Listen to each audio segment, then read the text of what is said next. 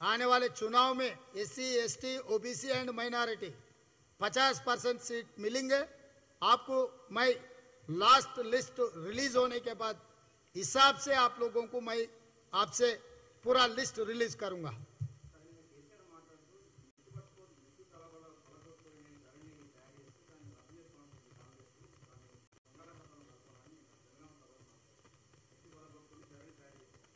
కరెక్టే, దోపిడీ చేయడం కోసం ఆయన నెత్తి వలగొట్టుకున్నాడు, దాంతోనే ఆదాయం వచ్చింది, ఆయన ఇంట్లో కనకవర్షం కురుస్తుంది।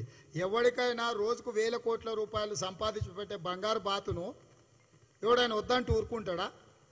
వాళ్ళకి ఏటీఎం ధరణి అనేది తండ్రి కొడుకులకు బిడ్డకు అల్లునికి, ఆ ఏటీఎం మనం గుంజుకుంటామంటూ ఊరుకుంటాడా? కానీ ఆయన గగ్గోలు పెట్టిన, కింద పడి దొల్లిన, తల తీసుకుపోయి గోడకు బాదుకున్నా కాంగ్రెస్ వస్తుంది, ధరణిని రద్దు చేస్తుంది, అంతకంటే మంచి సాంకేతిక పరమైన టెక్నాలజీని ఇంట్రడ్యూస్ చేస్తాం, రైతుల యొక్క ప్రతి డాక్యుమెంట్ను డిజిటలైజ్ చేస్తాం, రైతుకు రక్షణ కల్పిస్తాం।